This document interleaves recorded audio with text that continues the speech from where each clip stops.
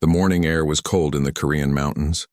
Taesung walked slowly through the forest, his old boots crunching on fallen leaves. He was 72 years old now, with gray hair and wrinkled hands. For 40 years he had worked as a forest ranger in these mountains. Now he was retired, but he still walked these paths every day. The forest was his home. It was the only place where he felt peace. Taesung carried his walking stick and a small backpack. Inside the backpack were his lunch, water, and some basic tools. He knew every tree, every rock, every stream in this part of the mountain. The forest never changed much. That was what he liked about it. But today something was different. As Taesung walked deeper into the forest, he heard a strange sound. It was like metal scraping against stone, followed by a low, painful groan. The sound was not from any animal he knew. It came from the valley below, where few people ever went.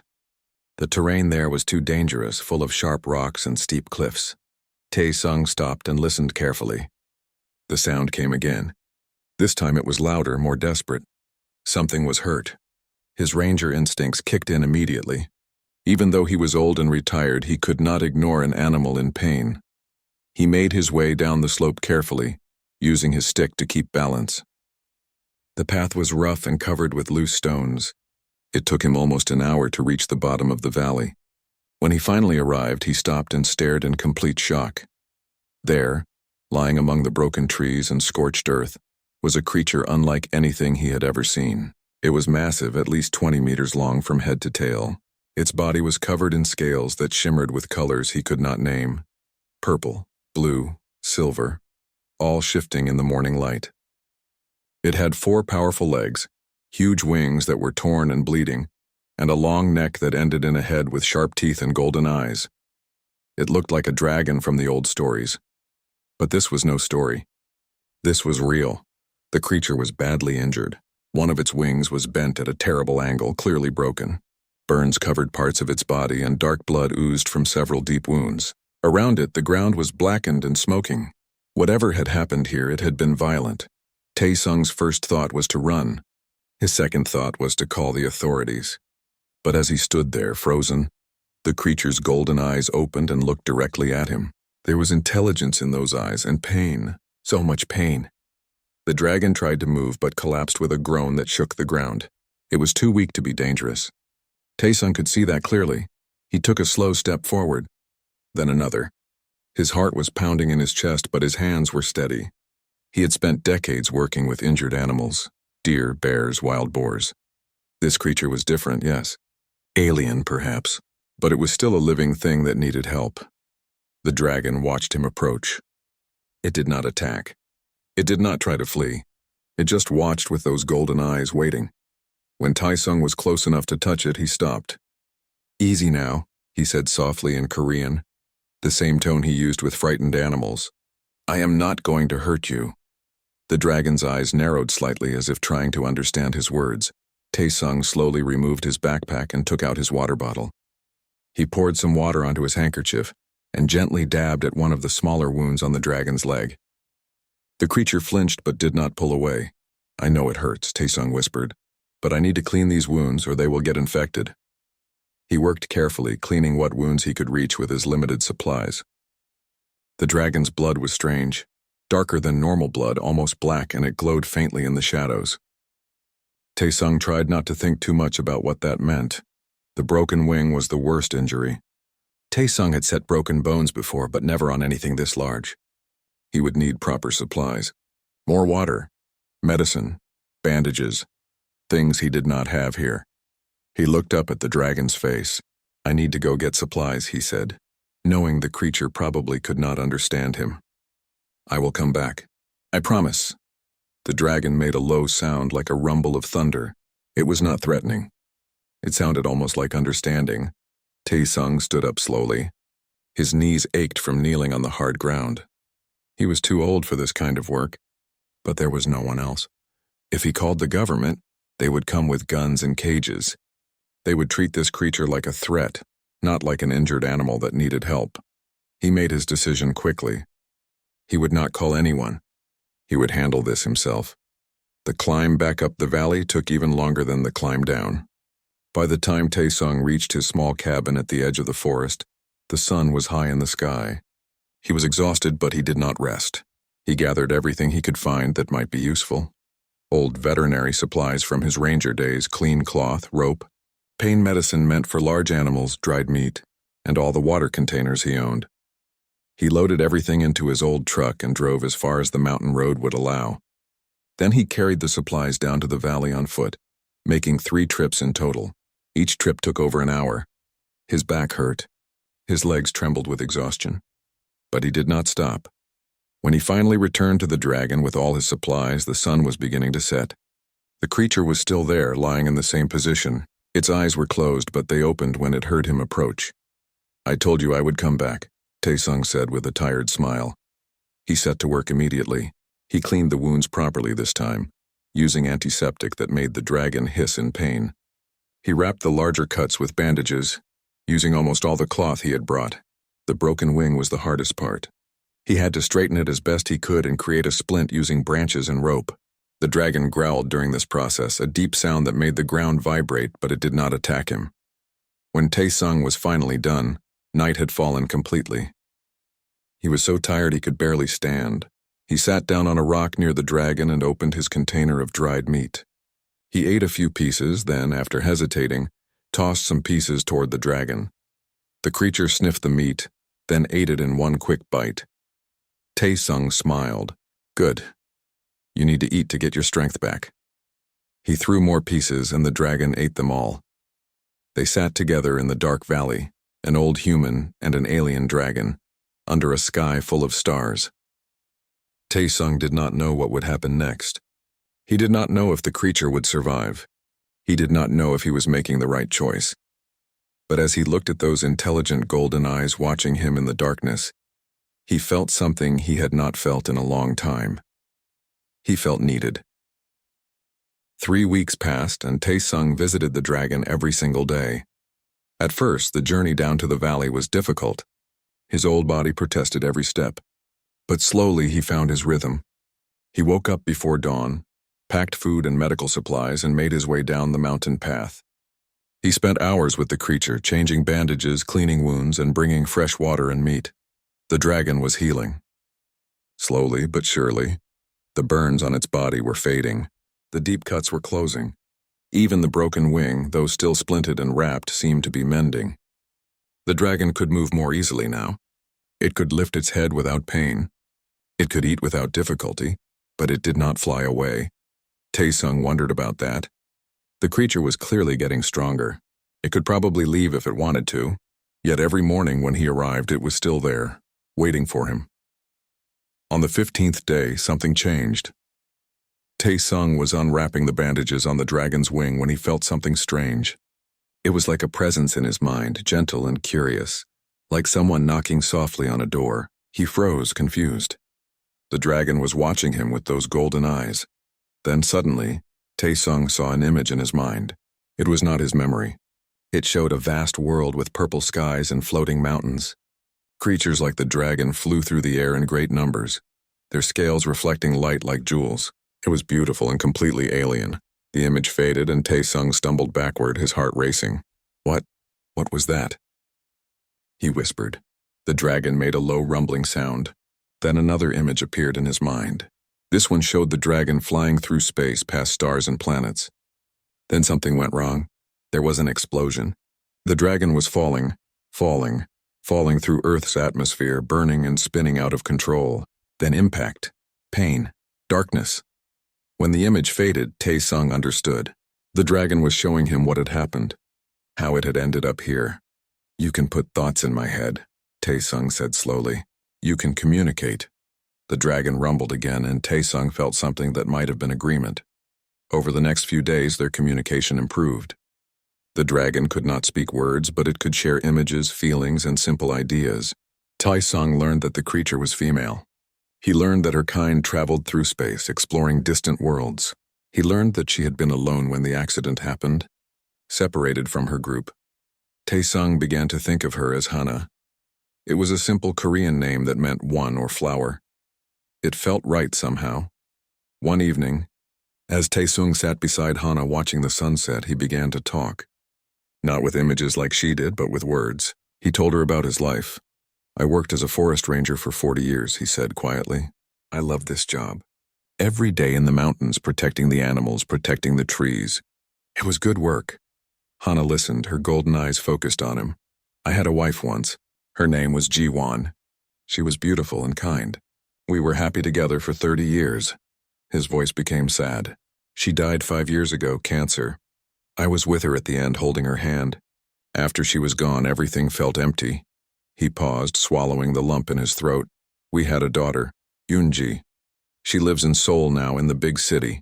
We do not talk anymore. She thinks I am stubborn. She thinks I should sell my cabin and move to a retirement home in the city.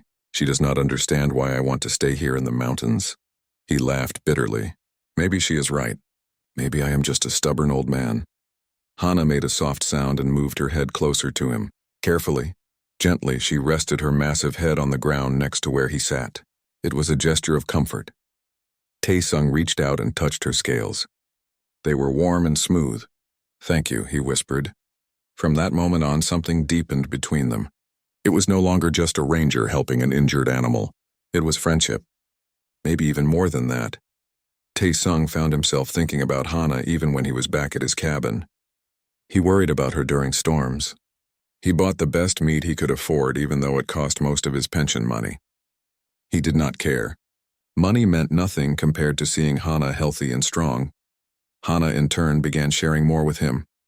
She showed him images of her world, vast cities that floated in the sky, forests with trees that glowed in the dark, oceans that were red instead of blue. She showed him her family, other dragons flying together in formation. She showed him that she missed them, but she also showed him something else. She showed him an image of Taesung himself, and with it came a feeling of warmth and safety and belonging. She felt at home with him. One morning, Taesung arrived at the valley to find Hana standing upright for the first time. Her broken wing was still healing, but she could fold it against her body now. She looked magnificent, powerful and graceful despite her injuries. When she saw him, she lowered her head in greeting, a gesture he had come to recognize. Taesung smiled. You are getting stronger every day. Hana sent him an image of the sky and with it a question. Would she fly again? Yes, Taesung said with confidence. You will fly again, I promise. As spring turned to early summer, their bond grew deeper. Taesung told Hana everything, about his childhood, about his fears, about his loneliness. Hana listened to it all and shared her own experiences in return. They could not speak the same language, but they understood each other perfectly. Sometimes, late in the evening when the stars came out, they would sit together in comfortable silence. Taesung would lean against Hana's warm side, and she would curl her tail protectively around him. In those moments, Taesung felt something he had not felt since Ji-Wan died. He felt happy, but he also felt confused. These feelings were growing stronger every day. He cared for Hana more than he had cared for anyone in years. When he was away from her, he missed her. When he was with her, he felt complete. It frightened him. She was not human. She was not even from Earth.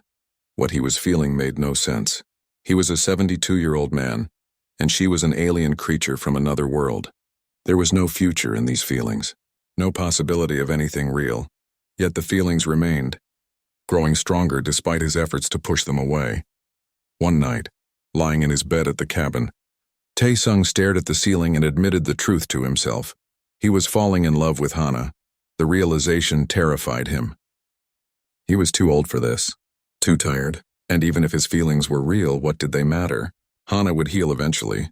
Her wing would mend, she would fly away, back to the stars, back to her own kind, and he would be alone again in his small cabin with nothing but memories. The thought of losing her was like a knife in his chest.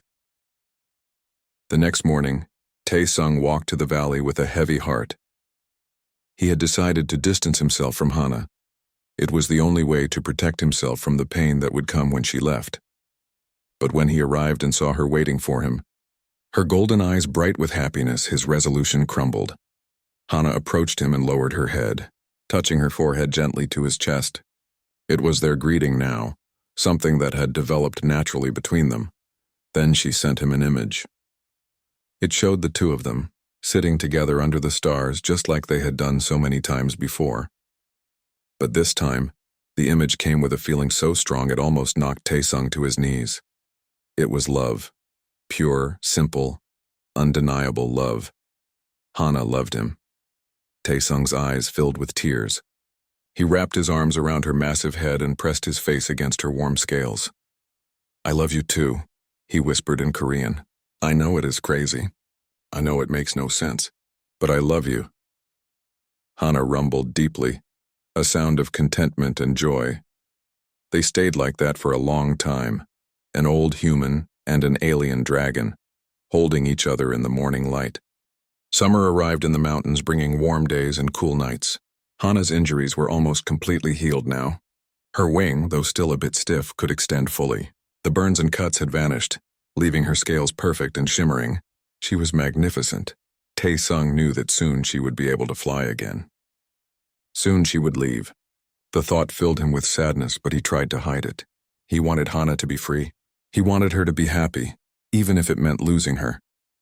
But Hana showed no signs of wanting to leave. Every morning she waited for him in the valley.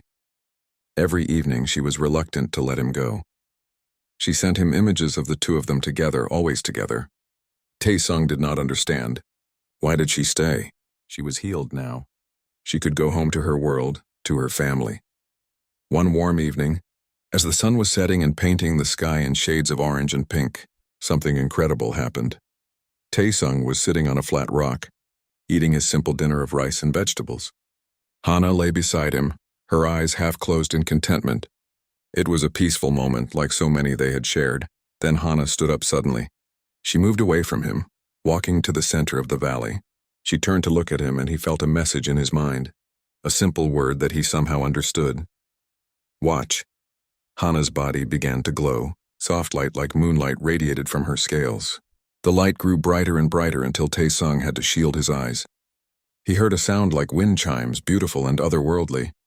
When the light faded, Taesung lowered his hand and gasped. Where the dragon had stood, there was now a woman. She was tall and slender, with silver hair that fell to her waist. Her skin was pale, almost luminous in the fading sunlight. She wore a simple white dress that seemed to be made of the same light that had surrounded her dragon form. But her eyes were the same, golden and intelligent and full of warmth. "Hana," Taesung whispered, his voice shaking. The woman smiled. When she spoke, her voice was like music, soft and melodic. But the words were Korean, spoken with a slight accent that made them sound like poetry. "Yes, it is me." Taesung stood up so quickly he almost fell. His mind was reeling. You can take human form?"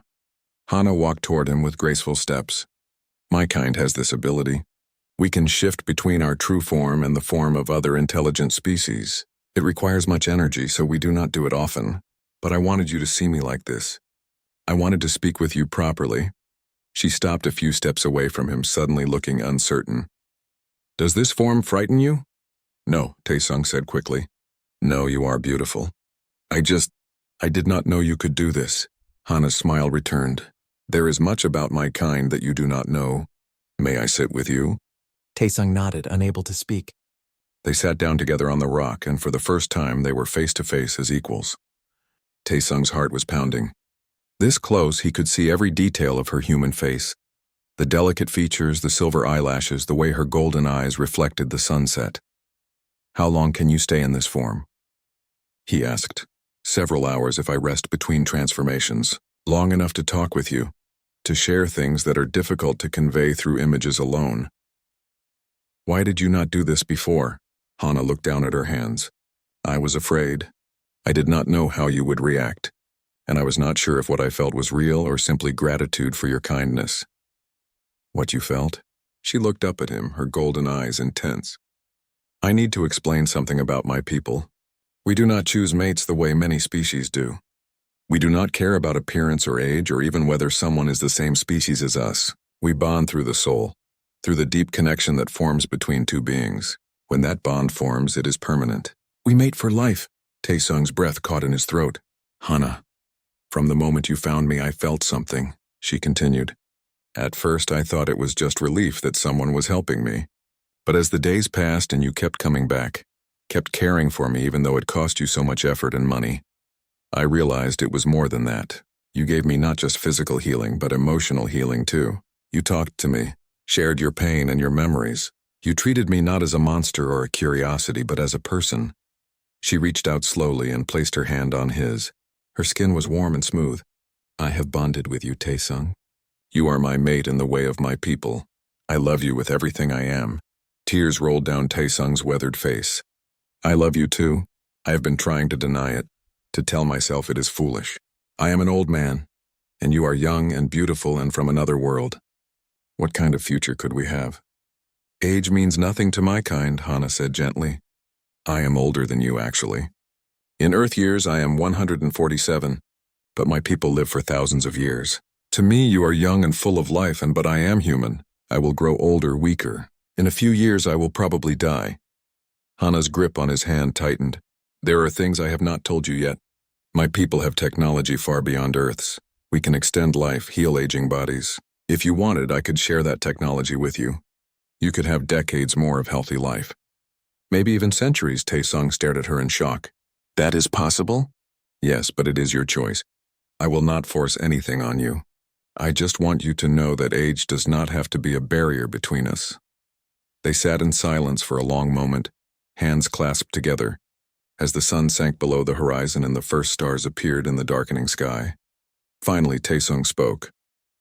I thought I was done with life. After Jiwon died, I thought I had lived all the good years I was meant to have. I was just waiting here in the mountains, passing time until the end came. But then you appeared, and suddenly I felt alive again. I felt needed. I felt happy. I felt the same, Hana said softly. I was alone when my ship malfunctioned. I had been traveling by myself for months. I thought I would die here on this strange planet, far from my home and family. But you saved me. More than that, you gave me a reason to want to live. Taesung looked at their joined hands, his wrinkled and spotted with age, hers smooth and perfect. They were so different, and yet they fit together perfectly. What would we do? He asked. If we chose to be together, what would our life look like? Hana smiled. My ship is damaged but not destroyed. It lies hidden not far from here, buried in the mountainside. With time and effort, I can repair it. Once it is functional again, we could go anywhere. We could travel to my world where you would be welcomed as my mate. We could explore other worlds together, or... She hesitated. We could stay here on Earth if that is what you prefer. I am happy anywhere as long as I am with you. Leaving Earth, Taesung murmured. I never imagined such a thing. You do not have to decide now. We have time. But even as she said it, Taesung felt a chill run down his spine. Did they really have time? Hana had been here for weeks now. Surely someone would notice eventually. The government had satellites, radar, surveillance. How long before they came looking? As if reading his thoughts, Hana's expression became serious. There is danger, Taesung. I have been shielding my energy signature as much as possible. But I am not sure how long I can hide from your world's technology. If they find me, they will not understand. They will see me as a threat. I know, Taesung said grimly. I have been worried about that too. We should make plans. Prepare for the possibility that we may need to leave quickly. Taesung nodded slowly. The logical part of his mind told him this was insane. He was a simple forest ranger, not an adventurer. He was 72 years old, too old for running from governments or flying through space. But when he looked at Hana, at her beautiful face and golden eyes full of hope and love, the logical part of his mind fell silent. Show me where your ship is, he said. Let us see what needs to be done. Hana's face lit up with joy. She leaned forward and very gently pressed her lips to his in a soft kiss. It was sweet and tender and filled with promise. When she pulled back, she was glowing again. Hold on to me, she said. Taesung wrapped his arms around her, and she transformed back into her dragon form with him still holding on. She was careful not to hurt him as her body grew and shifted. When the transformation was complete, she lowered herself so he could climb onto her back. Are you ready? She asked, her voice now back to images and feelings in his mind. Taesung gripped her scales tightly. His heart was racing with excitement and fear. Ready. Hana spread her wings. For the first time since her crash, she leaped into the air. She flew low over the treetops, carrying Taesung toward a future neither of them could have imagined. The ship was half buried in the side of a mountain, hidden beneath fallen rocks and overgrown vegetation.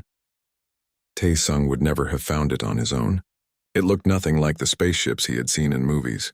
The surface was smooth and dark, almost like glass, and it seemed to shift colors in the light. Hana landed near the entrance and transformed back to her human form. She looked tired. The flight and transformation had taken energy from her.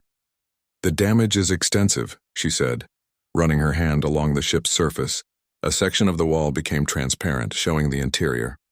"The power core is intact, but many systems need repair. It will take weeks, maybe months. Can you do it alone?" Tae-sung asked. "Yes, but it would be faster with help. Unfortunately, the tools and knowledge required are not available on Earth." They spent the next hour examining the ship. Hana explained what each system did, what needed to be repaired. Tae-sung understood very little of the technology, but he understood enough to know this would not be quick or easy. As they walked back to the valley, Tae-sung's mind was full of thoughts. His life had changed so much in just a few weeks. He had gone from a lonely old man waiting to die to someone planning to potentially leave Earth forever. Was he really considering this, leaving his home, his planet, everything he knew? He looked at Hana walking beside him, her silver hair glowing in the moonlight. And he knew the answer. Yes, for her, he would consider anything. The next morning, Tae-sung was awakened by a loud knock on his cabin door. He got up slowly, his body stiff from yesterday's adventure. When he opened the door, he found Dong-hyun standing there. Dong-hyun was a younger ranger, maybe 40 years old, who worked in the area.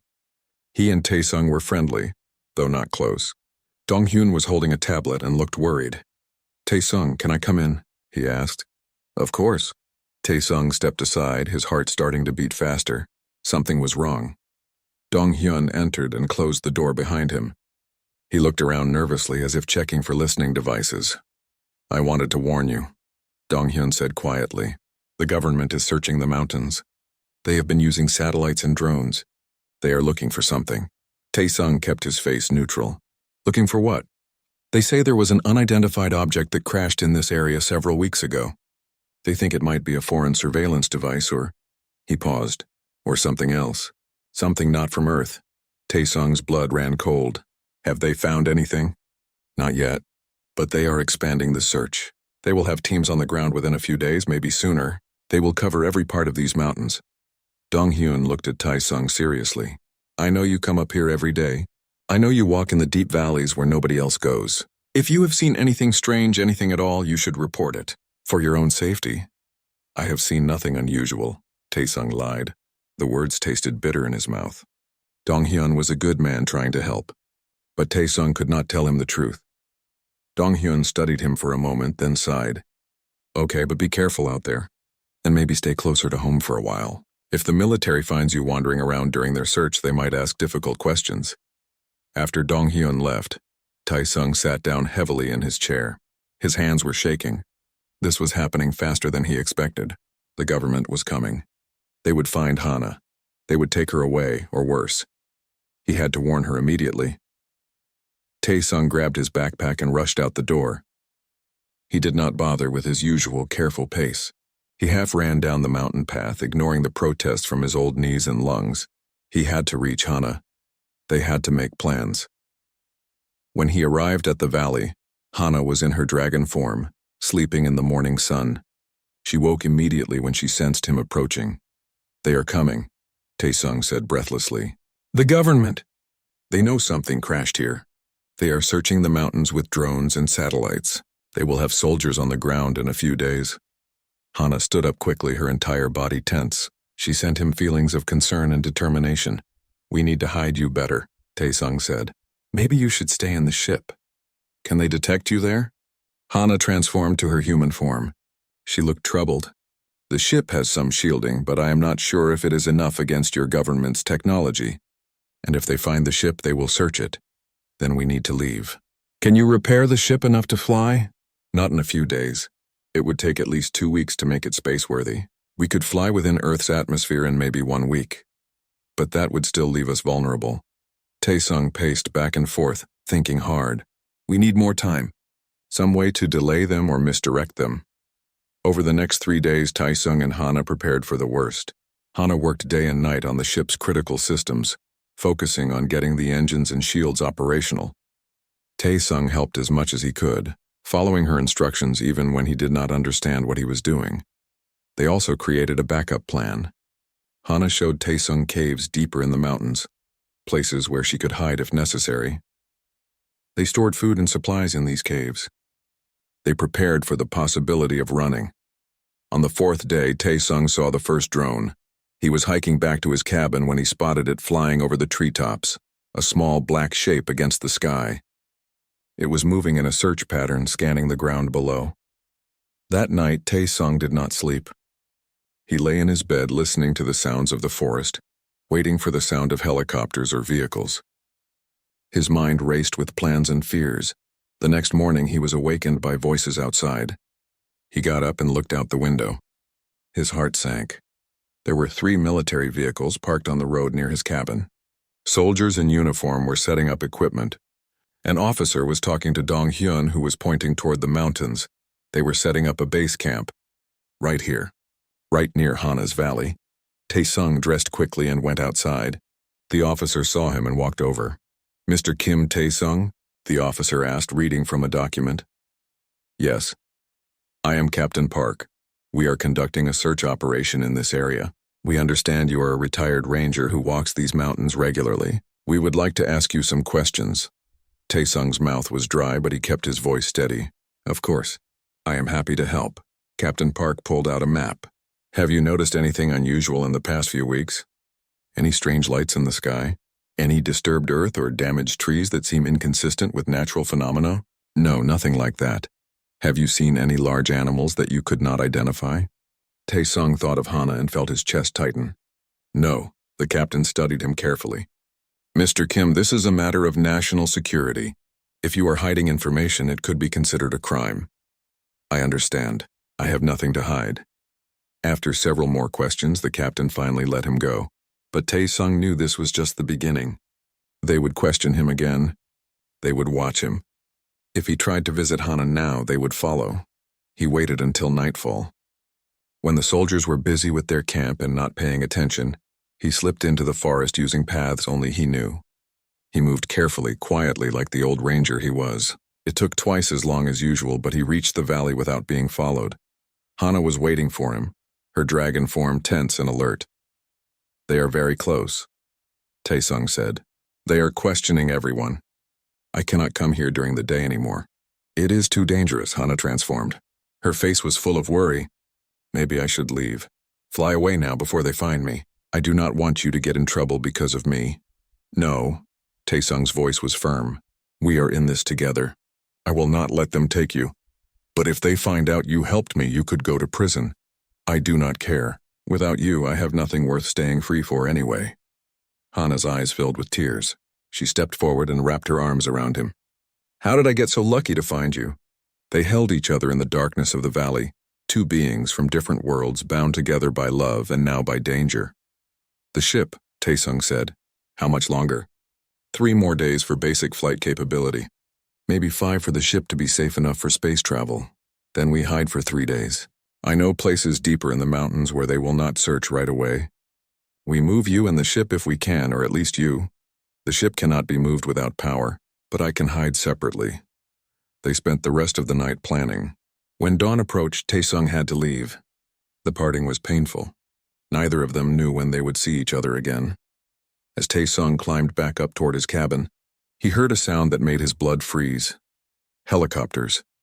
Multiple helicopters flying low over the mountains, searching with bright spotlights even though dawn was breaking. They were intensifying the search. Taesung stopped and looked back toward the valley where Hana was hiding. He whispered a prayer to any god who might be listening. "Please, keep her safe. Just a few more days." The next 2 days were torture for Taesung. He was stuck at his cabin, unable to visit Hana. The military presence had increased dramatically. Soldiers patrolled the forest paths. Drones flew overhead constantly. Captain Park questioned him twice more, each time more suspicious than the last. Taesung played the role of a confused old man who knew nothing. He pretended to be helpful, offering advice about the mountain terrain while carefully steering them away from Hana's location. It was exhausting work lying to these young soldiers who were just doing their job. At night, he lay awake worrying. Was Hana safe? Had they found her? Was she scared? On the 3rd morning before dawn, Taesung made a decision. He could not wait any longer. He had to check on her, no matter the risk. He dressed in dark clothes and left his cabin through the back window. He moved through the forest like a shadow, using every trick he had learned in 40 years as a ranger.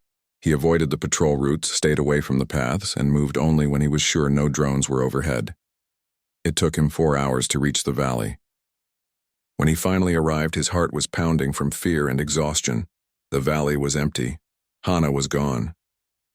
Panic seized Tae-sung. Had they caught her? Had she fled? He looked around frantically for any sign of what had happened. Then he heard it. A soft rumbling sound coming from deeper in the mountains. It sounded like Hana. He followed the sound, pushing through thick vegetation. Finally, he found her.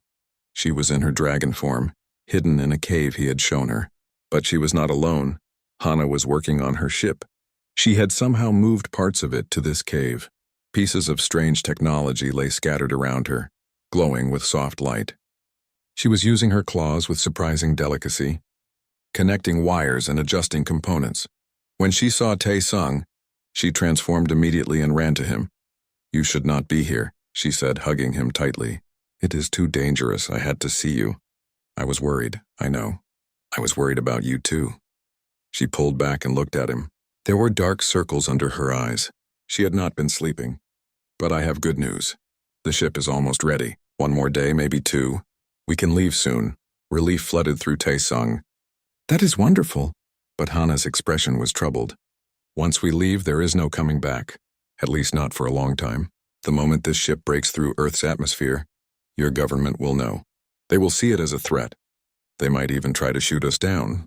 If we survive and leave, returning would be extremely dangerous." Tae-sung nodded slowly.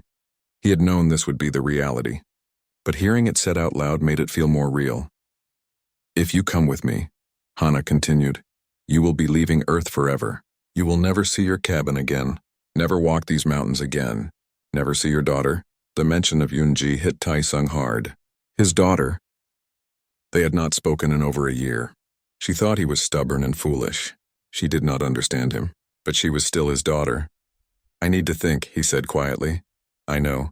Take your time. You do not have to decide right now." But they both knew time was running out. That afternoon, Tae-sung returned to his cabin. He sat at his small table and looked around at his life. The photographs on the wall, the old books on the shelves, the worn furniture that he and Ji-won had bought together decades ago. This cabin had been his home for most of his adult life. These mountains were in his blood. Could he really leave all of this behind? He picked up a photograph of Yoonji. It was old, from when she was a child.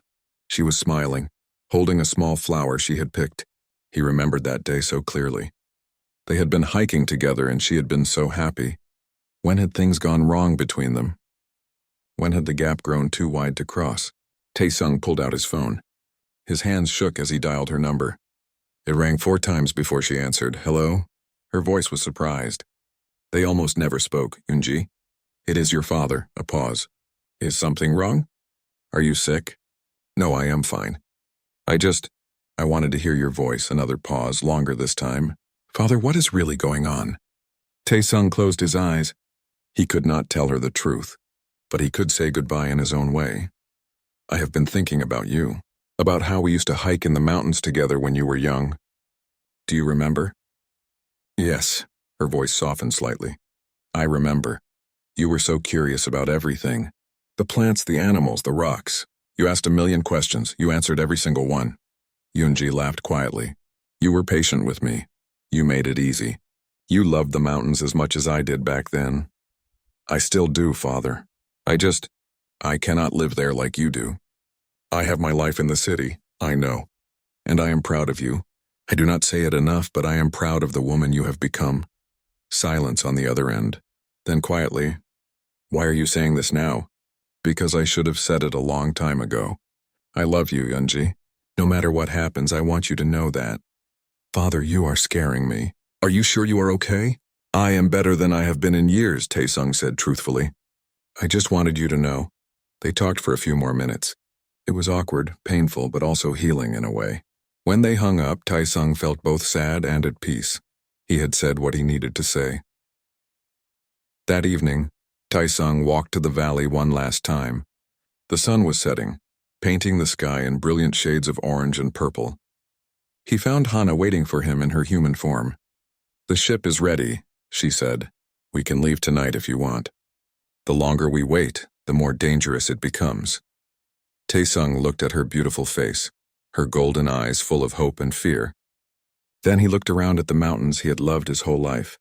This was the moment of choice. He could stay. He could tell Hana to go without him.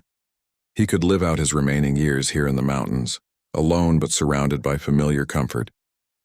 It would be the safe choice, the reasonable choice, or he could go with her into the unknown. Leave everything behind. Risk everything. It would be crazy, foolish.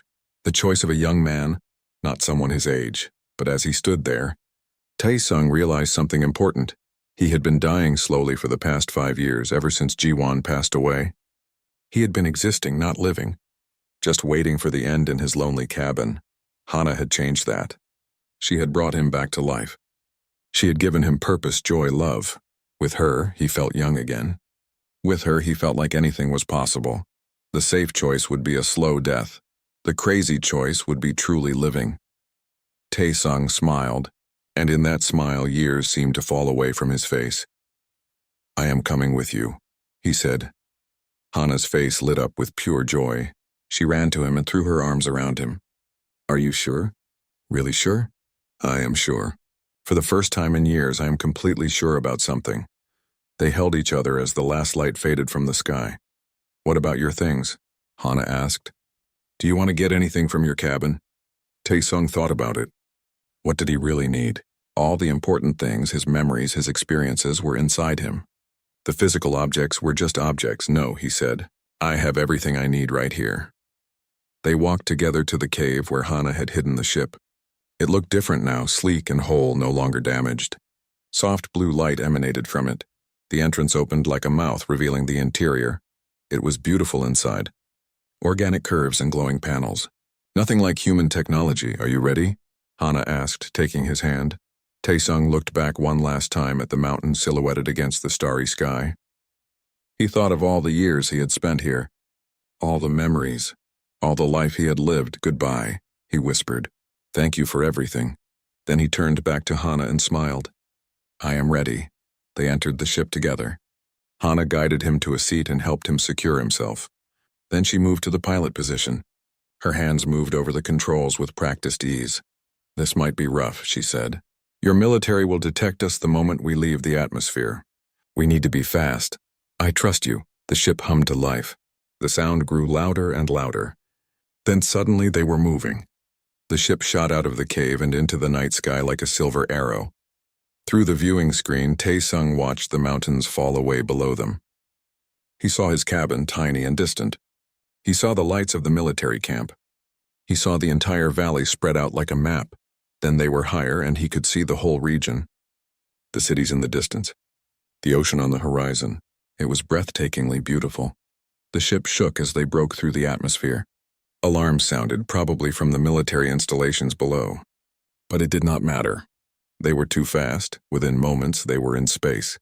Taesung pressed his face to the viewing screen and stared in wonder. Earth hung below them, blue and white and achingly beautiful. His home planet. The place where he had spent his entire life. "Look," Hana said softly, pointing ahead. Taesung turned and saw the stars.